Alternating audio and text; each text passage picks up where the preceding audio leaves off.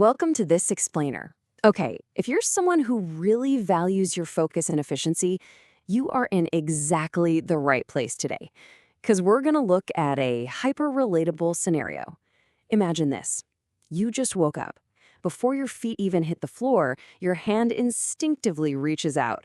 You grab your phone and boom, you open up your favorite social media app. And you tell yourself those famous last words, just for a minute. It's such a common trap, right? You genuinely intend to just check a couple updates, maybe see if you got a text, and then get on with your day.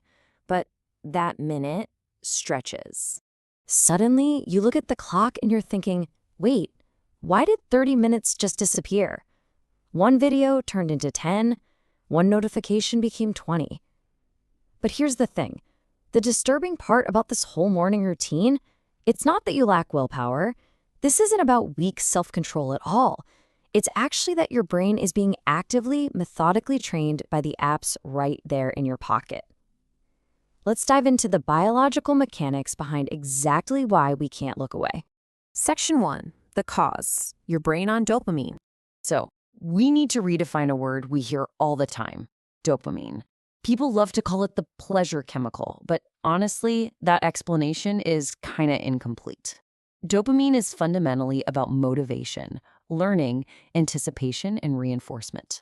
When you see something interesting, like a funny video, a compliment, a little ping on your screen, your brain releases dopamine to signal, hey, this is awesome, this is worth repeating. And social media, well, it provides an absolute endless stream of these exact reward signals. Section 2, the power of maybe. Now, what makes those dopamine signals so completely irresistible really comes down to one simple, incredibly powerful word, and that word is maybe. I want you to think of your screen literally like a slot machine lever. Here's how it works. Step 1, you swipe. Step 2, your brain asks, okay, what's next? And step 3, you get an unpredictable reward. Sometimes it's just a boring post. Sometimes it's totally relevant, but occasionally, boom, it's something shocking or hilarious or super fascinating. Because that reward is unpredictable, your behavior becomes incredibly persistent. You just keep pulling that lever because the next swipe, well, it might just be the jackpot. So, the absolutely crucial point here is this. Your attention has become the product. Social media platforms are businesses, and their end goal isn't just to give you fun content. Their goal is engagement. Every single app on your phone is locked in this massive, multi-billion-dollar competition for human attention. And the algorithm has a huge advantage because it adapts instantly to your behavior. If you linger on an emotional video for just a second too long, it feeds you more emotional videos. Over time, it literally learns exactly what keeps you hooked. And this builds directly on the actual design of the platforms. Look at traditional media, right? A book has a final chapter, a TV show has closing credits, a newspaper has a last page. These are natural stopping points. But the infinite scroll? It completely removes that stopping signal. There is absolutely no obvious moment when your brain gets the message, okay, you're finished. That makes it incredibly easy to just keep consuming without ever making a conscious decision to do so. And because there are no stopping cues, these behaviors just sink so deeply into our daily routines. Let's shift gears a bit and look at the behavioral effects, specifically how these repeated actions become automatic and how they totally fracture our focus. Section 3, habits and fragmented attention. Think about it like this. When you use a tool, it's a conscious, directed action. You pick it up for a reason. But what happens when you feel, say, just a few seconds of boredom or stress, or you're just waiting in line at the grocery store? You pick up your phone. You get stimulated. Your brain learns, oh, this is a quick escape. Eventually, you're reaching for your phone before you even consciously decide to use it. And that right there is when it crosses the line from using a tool to performing an automatic reactive habit. And the triggers for these habits? They are literally everywhere.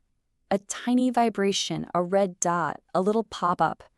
Psychologically speaking, a notification represents something potentially important. Your brain doesn't know what it is until you check, and that uncertainty creates this powerful burning curiosity. So you tell yourself you'll just check it real quick and go right back to work. But that notification doesn't simply interrupt you. It completely redirects your attention down a whole new rabbit hole of apps and videos. The result of all this constant redirection is what we call fragmented attention. Even if an interruption only lasts a few seconds, shifting your focus back and forth like that completely drains your mental energy. You might spend the entire day technically working while constantly bouncing between feeds, messages, and emails. And then by the end of the day, you are absolutely exhausted, yet you find yourself asking this: what did I actually accomplish today? Look, if that feeling resonates with you, do not worry. Your brain is not broken, and you don't need to throw your phone in a lake and run away to a mountain cabin to fix this. Let's pivot to the solutions. Because our brains are adaptable, we absolutely can weaken these habits. Section 4. Strategies to reclaim control. The first strategy is all about creating friction. Basically, you want to make distracting behaviors just a little bit harder to execute. Move those social media apps off your home screen. Disable all unnecessary notifications. Just turn them off. Log out of the accounts you check compulsively.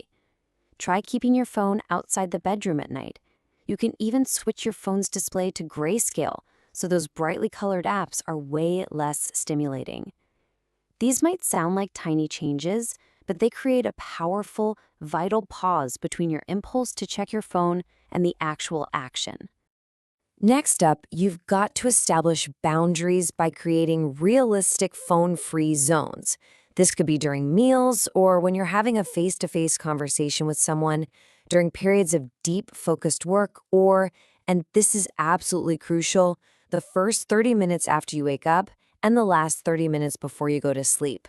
You don't need to become some kind of digital monk. Your brain just needs predictable opportunities to experience real life without constant, nonstop stimulation. Now, here is a golden rule that so many people forget. You must replace the habit. Don't just remove it. If you just sit there telling yourself, I'm not going to scroll, I'm not going to scroll, your brain is still craving that stimulation. It's going to drive you crazy. When the urge hits, you have to give your brain an alternative source of reward. Read a few pages of a book, do a quick stretch, walk outside for a minute, or even just do a short breathing exercise. Here is a fantastic, super practical technique you can literally start using today. It's called the 2-minute rule. Whenever you feel that urge to open social media, just wait 2 minutes. That's it. You aren't telling yourself no, you're just waiting. And during that pause, ask yourself, why am I opening this right now? Am I bored? Am I stressed out? Lonely? Am I just habitually reaching for it? This simple reflection transforms a mindless, automatic behavior right back into a conscious decision. Okay, this next strategy might sound a little bit strange, but it is highly effective. Practice being bored. Seriously, sit in silence for 5 to 10 minutes without your phone.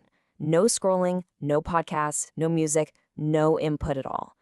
At first, your brain is going to demand stimulation and it will feel pretty uncomfortable. But over time, you will literally retrain your brain's tolerance for slow moments, and that makes it so much easier to sustain focus on the long, important tasks you actually want to get done.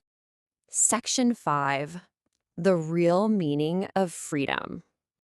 As we wrap up this explainer, I really want to talk about the actual goal here. It is not about guilt. It's not about a permanent disconnection from the digital world. Social media isn't inherently evil, right? It connects communities, it educates us, and entertains us. So the goal is not to never use social media. The real goal is to use it intentionally. It means you decide when you want to connect and when you want to disconnect. Your apps are perfectly fine to use as long as they are serving you as tools rather than acting as directors that constantly demand your attention. I want you to really remember this powerful concept. Where your attention goes, your time follows. Where your time goes, your life follows. Your attention is hands down your most valuable resource.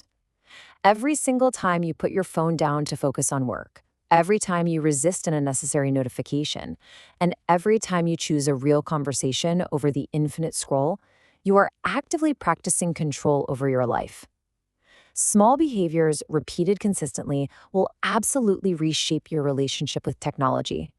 So, the very next time you instinctively reach for your phone, I want you to pause for just 1 second and ask yourself this final provocative question. Did I choose this, or did the habit choose for me?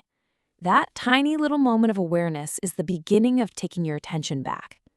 Try it today and just see how much of your time and your life you can reclaim.